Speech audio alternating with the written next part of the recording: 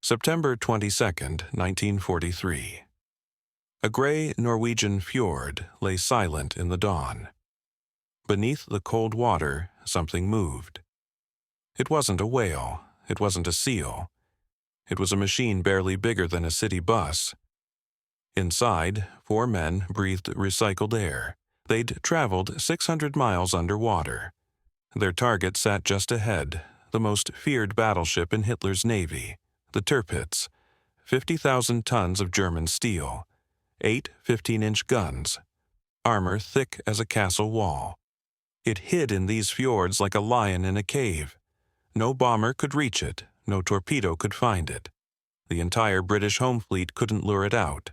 So Britain sent 6 submarines, each one 50 feet long, each one carrying just 4 men, each one hauling 2 tons of explosives beneath its belly. They called them X-craft, and this mission was suicide. Lieutenant Basil gripped the controls of X-7. Sweat dripped down his face despite the cold. His hands shook slightly. He didn't let his crew see. Through the tiny periscope, he saw it. The Tirpitz loomed ahead like a floating fortress. Anti-submarine nets surrounded it.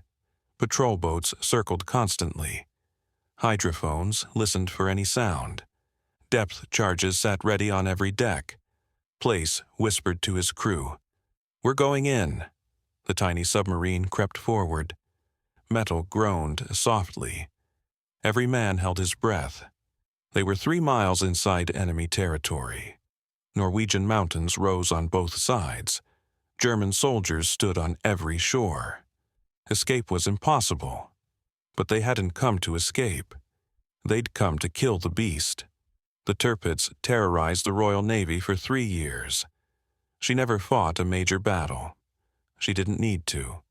Her mere existence changed everything.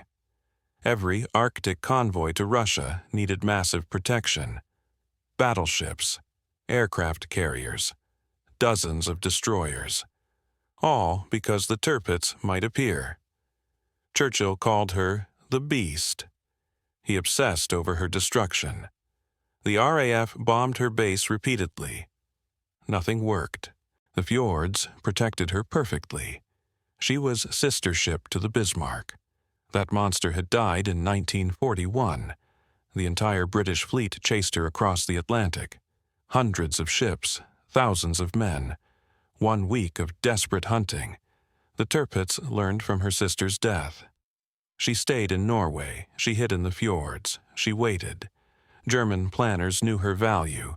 They didn't need to risk her in battle. Just parking her in Norway tied down dozens of British warships. It was brilliant strategy, but it drove Churchill mad. "Every ship we assign to watch her is one we can't use elsewhere," he fumed. "We must sink her. We must." The RAF tried again and again. Bombers flew through terrible weather. They dodged German fighters. They found the fjords impossible to navigate. Mountains rose straight from the water. Fog blanketed everything. The few bombs that hit bounced off her armor. Torpedoes from regular submarines couldn't work either. Anti-submarine nets blocked the fjords. Patrol boats hunted anything suspicious. Hydrophones detected sounds miles away. Traditional warfare had failed. Britain needed something different. Something unprecedented, something absolutely insane. They needed the X-craft. The idea seemed crazy at first. Build submarines tiny enough to sneak past defenses, small enough to slip under nets, quiet enough to avoid detection, but tough enough to carry massive explosives. Each X-craft stretched just 51 feet long. Compare that to a regular submarine at over 300 feet. The X-craft looked like a toy, but they weren't toys. 4 men crewed each boat. A commander, a pilot, a diver, an engineer. They lived in a space smaller than a van. No standing room existed. Men crawled between stations. The air grew thick and foul within hours. The X-craft carried no torpedoes. Instead, 2 explosive charges hung beneath the hull. Each charge held 2 tons of Amatex. That's explosive powerful enough to crack a dam. The charges could be released under an enemy ship. A timer would tick down. The crew would escape, hopefully. Training took months. The men learned to navigate blind. Compasses spun wildly near metal objects. Periscopes showed almost nothing in murky water. Charts might be wrong. Tides could push them miles off course. They practiced in Scottish locks. Cold, dark, lonely waters. They learned to hold their breath during emergencies. They memorized every valve and lever. They trained until moving through the submarine felt like walking through their own homes. 6 crews prepared for Operation Source. Only 3 would reach Norway. Only 2 would penetrate the defenses. 1 would succeed. Lieutenant Basil commanded X7. He was 22 years old, young, quiet, absolutely determined. His crew trusted him completely. They'd trained together for 8 months. They knew each other's breathing patterns. Place's wife was pregnant back in England. She didn't know about this mission. Nobody did. Secrecy was total. Sub-Lieutenant Robert Aitken served as X7's pilot. He kept the boat level. He adjusted trim constantly. 1 degree off could mean disaster. Leading Seaman Lofty Whittam handled the wet and dry chamber. If they needed to exit underwater, he'd manage it. Strong, reliable, never panicked. Engine room. Artificer Willie Whitley ran the machinery. He kept the batteries alive. He fixed problems in pitch darkness. The boat couldn't run without him. X6 was commanded by Lieutenant Donald Cameron. Older than Place. More experienced. Calm under pressure. His crew called him Don. He hated formality. Sub-Lieutenant John Lormer was his pilot. Precise, mathematical, never made mistakes. Leading Seaman Richard Kendall worked the dive chamber. Muscular, fearless. He once joked about drowning. Nobody laughed. Engine room. Artificer Edmund Goddard kept X6 running. He could fix anything with a wrench and willpower. 4 other X-craft prepared for the mission. X5, X8, X9, X10. Each carried 4 brave men. Each faced impossible odds. They all knew the truth. They probably wouldn't survive. German depth charges would tear their tiny hulls apart, or they'd run out of air, or get tangled in nets, or simply vanish in the dark water. But they volunteered anyway. September 11th, 1943. 6 X-craft left Scotland. They couldn't travel 600 miles on their own power. Too slow, too dangerous, too exhausting for the crews. So larger submarines towed them. Each X-craft trailed behind a full-sized submarine on a long nylon rope. The passage crews handled the journey. Once they reached Norway, the operational crews would swap in. Fresh men for the attack. The North Sea welcomed them with storms. Waves crashed over the tiny submarines. Water leaked through hatches. Men got violently seasick. They couldn't surface. They couldn't escape. They just endured. X8 started having problems immediately. Her tow rope twisted. Water poured into compartments. On September 14th, she had to abort. Scuttled in deep water. Crew rescued. X9 vanished completely. The tow rope broke during a storm. The larger submarine searched for hours. Nothing, no trace, no survivors. 4 men simply disappeared into the Black Ocean. The 4 remaining X-craft pushed forward. X5, X6, X7, X10, through storms, through darkness, through fear. September 20th arrived. They reached the Norwegian coast. Now the real danger began. German patrol boats swarmed these waters. Aircraft flew constant sweeps. Radar scanned every square mile. One mistake meant death. The operational crews transferred over. Place and his men climbed into X7. The passage crew climbed out. Brief goodbyes. No time for speeches. The mission clock was ticking. Cameron and his crew entered X6. They checked every system. Everything worked. The explosives hung ready beneath the hull. X5 and X10 headed toward their targets.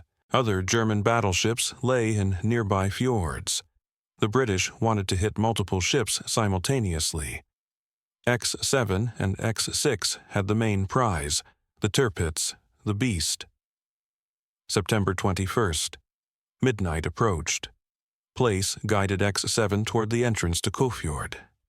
The Tirpitz sat at the end. 8 miles of deadly water stretched ahead. Anti-submarine nets blocked the way. Patrol boats crossed back and forth. Searchlights stabbed through the darkness. The plan was simple in theory. Wait for a ship to pass through the nets. Follow it through the gap before the nets closed. Slip past the patrols. Find the Tirpitz. Place the charges. Escape. Simple in theory, nearly impossible in practice. X7 waited in the darkness. Hours passed. Place checked his watch constantly. His crew sat silent. The air grew thick. Breathing became difficult. Finally, movement. A German coaster approached the nets. The gate opened. The ship passed through. "Now," Place whispered. X7 surged forward. She stayed deep, just above the bottom. The nets began closing. Metal scraped against metal. The gate contracted. X7 slipped through with inches to spare. They were inside. Meanwhile, X6 faced disaster.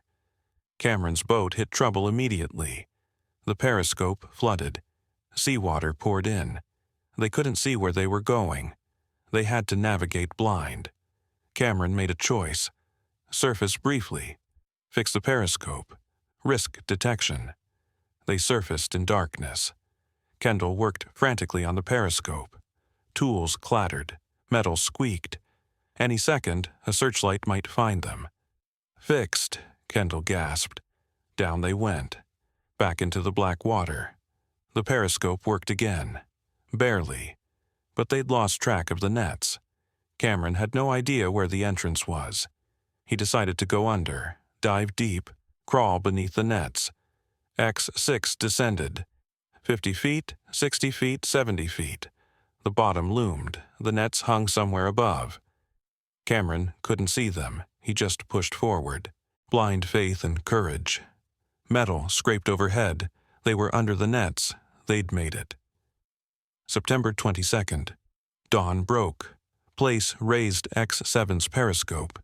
His heart nearly stopped. The Tirpitz sat 400 yards away. Enormous, deadly, beautiful in a terrible way. Her guns pointed skyward. Her crew moved about the decks. Morning routine. They had no idea death crept toward them. But between X7 and the target lay another net.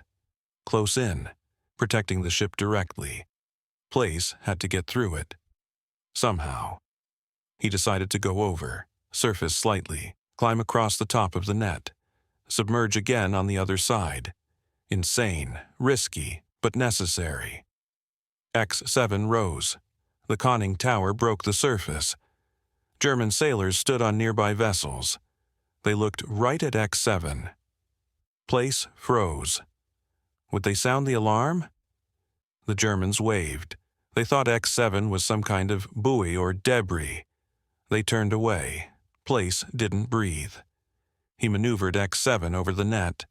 Metal scraped. The boat tilted. For a moment, they hung suspended. Half in water, half in air.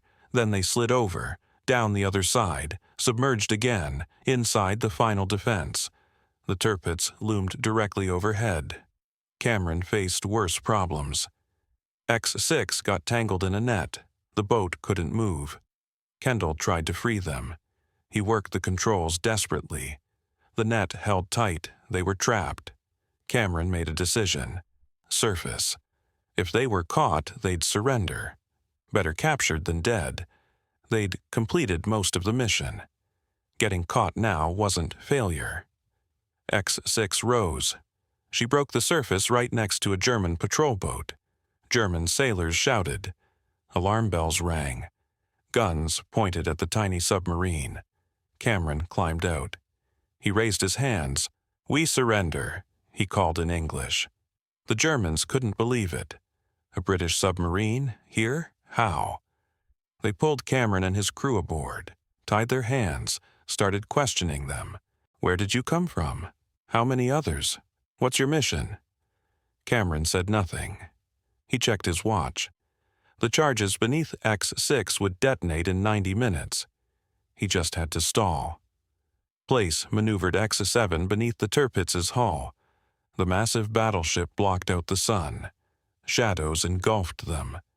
This close, the Tirpitz looked like a floating city. "Release Charge 1, Place ordered.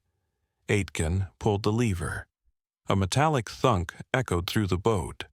The first charge dropped. 2 tons of explosives settled on the bottom, directly under the Tirpitz's engine room. "Moving forward," Place said. X7 crept ahead, 50 feet, under the ship's magazines, where ammunition waited. One explosion here could trigger a chain reaction. The entire ship might blow apart. "Release Charge 2, Place commanded. Another thunk. The second charge dropped. 4 tons of explosives now sat beneath Hitler's mightiest battleship. Timers ticked down. 75 minutes until detonation. "Get us out," Place said quietly. Aitken worked the controls. X7 turned, headed back the way they'd come. But something was wrong. The boat felt heavy, sluggish. They'd hit the net again, tangled, stuck. Place tried everything: reverse engines, full forward, turn left, turn right. The net held them like a spider's web. Every move wrapped them tighter. "Blow ballast," Place ordered. Surface, they had no choice. Captured was better than drowned. X7 shot upward. She broke the surface 50 yards from the Tirpitz. German sailors saw her immediately. Alarm sirens wailed. Machine guns swiveled toward them. Place climbed out. He raised his hands. His crew followed. Germans pulled them roughly from the submarine, tied them up, dragged them aboard a patrol boat. Place looked at the Tirpitz. He smiled slightly. The charges sat beneath her. Nothing could stop them now. The Germans didn't understand at first.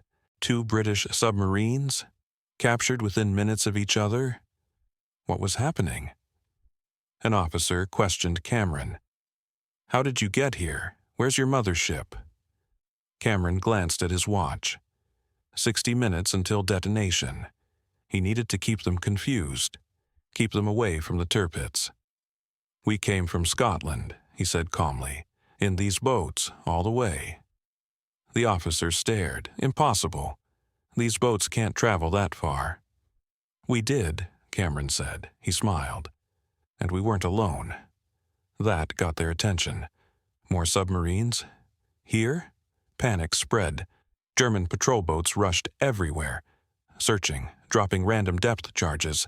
Chaos erupted. Meanwhile, Place and his crew sat bound on another boat, very close to the Tirpitz. Too close. Place realized something terrible.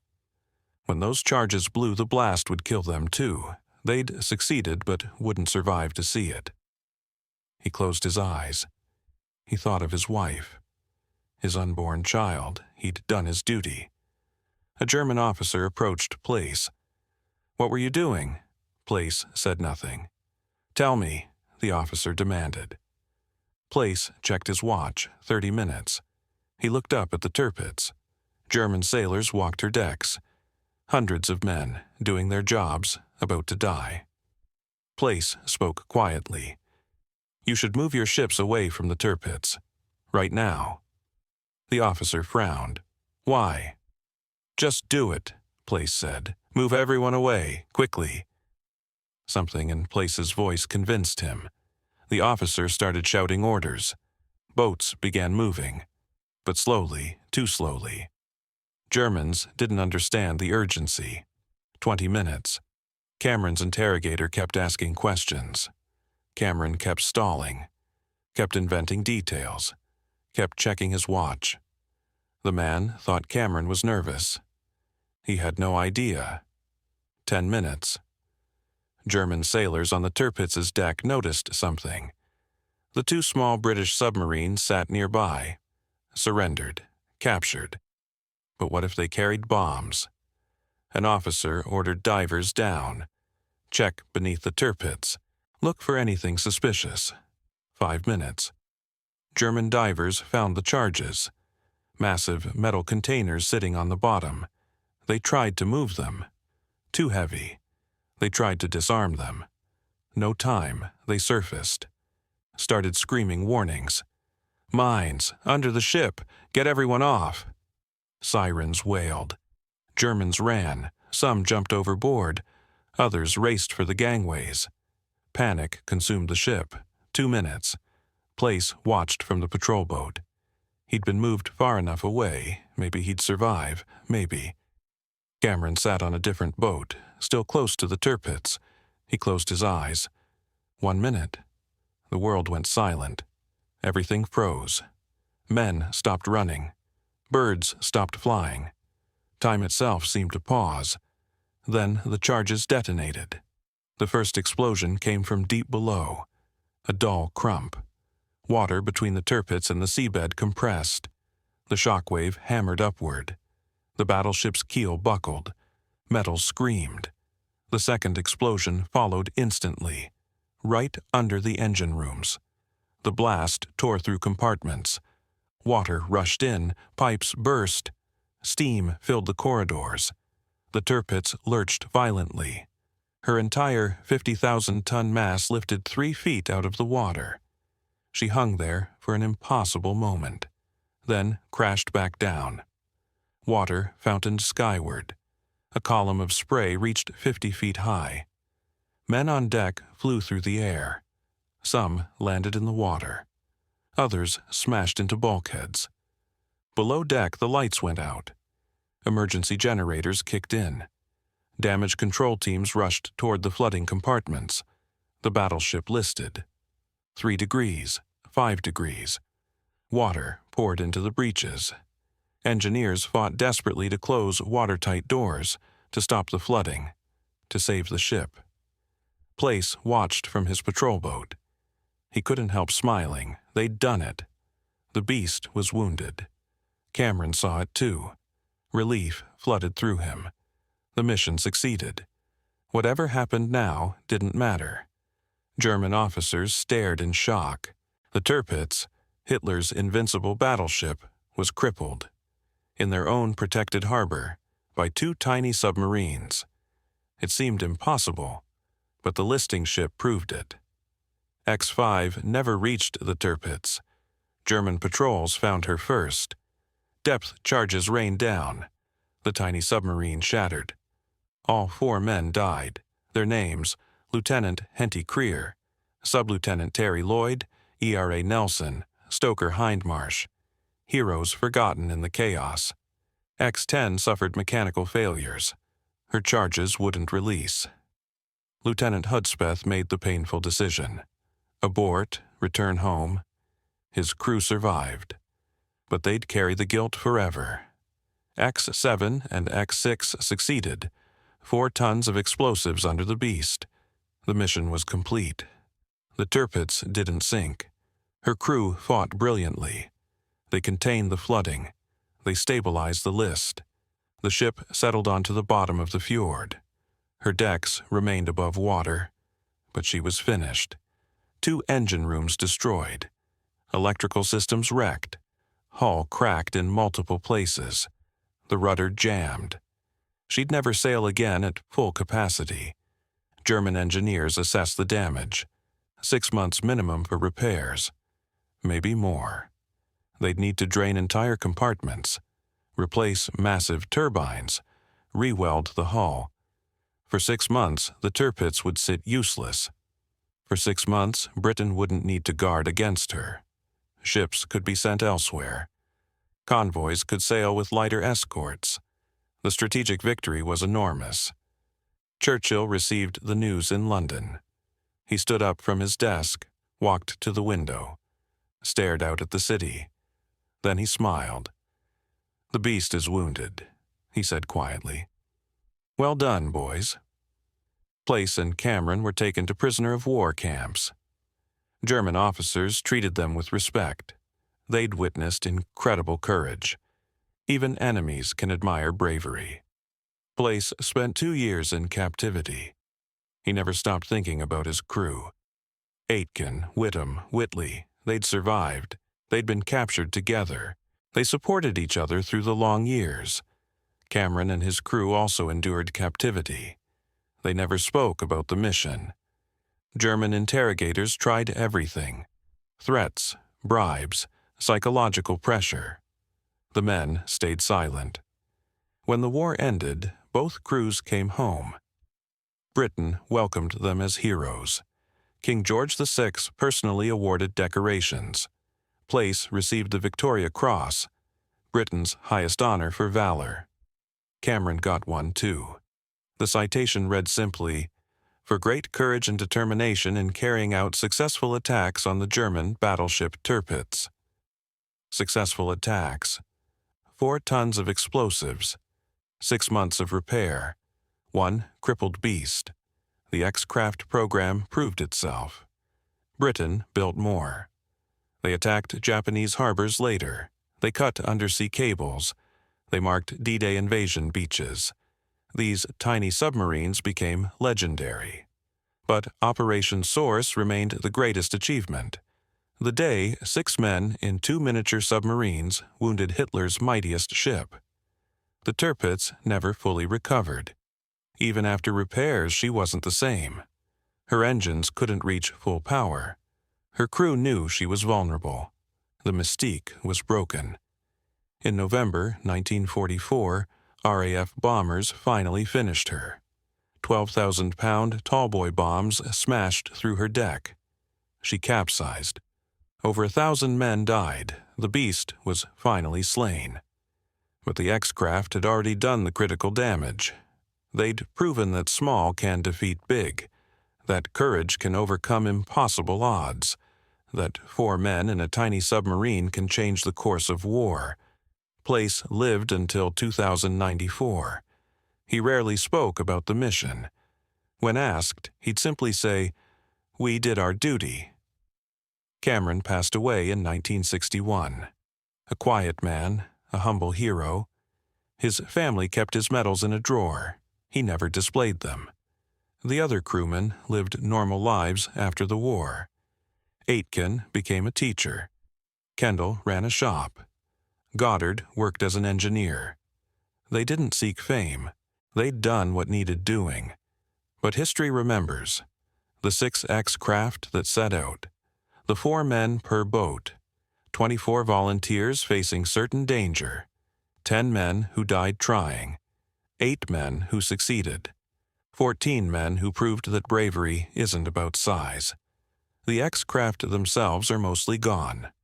Scrapped after the war, but one remains. X-24 sits in a museum now. 51 feet of steel and courage. Visitors can peer inside, see the cramped space. Imagine 4 men breathing that stale air. It's almost unthinkable. Almost impossible. Almost insane. But they did it, and the beast fell. Operation Source changed naval warfare forever. It proved submarines didn't need to be massive. It showed that stealth beat strength. It demonstrated that impossible missions weren't impossible, just really, really hard. The Germans never felt safe again. Every harbor became suspicious. Every shadow might hide a British X-Craft. They spent resources defending against submarines that weren't even there. Fear became a weapon. And the Tirpitz? She sat wounded in her fjord, a beast with broken claws. Still dangerous, still feared, but never again invincible. The myth died that September morning. 4 tons of explosives killed it. Place and Cameron deserved every honor they received, but they'd say the real heroes were the men who died. Henty Creer, Terry Lloyd, Nelson, Hindmarsh, the crew of X-9 who vanished without trace. These men gave everything. They're the ones who prove that courage isn't genetic. It isn't superhuman. It's ordinary people choosing extraordinary things. 4 men in a tiny submarine, volunteering for suicide, completing the mission anyway. That's the story of Operation Source. That's the legacy of the X-Craft. That's what happens when normal people refuse to give up. The beast thought itself untouchable, safe in its Norwegian lair, protected by nets and patrols and mountains. But 6 tiny submarines came calling, and the beast learned fear. If you want to hear more stories of incredible courage, subscribe to this channel. Hit that like button. Drop a comment about which World War II story we should cover next, because history is full of heroes, and they all deserve to be remembered.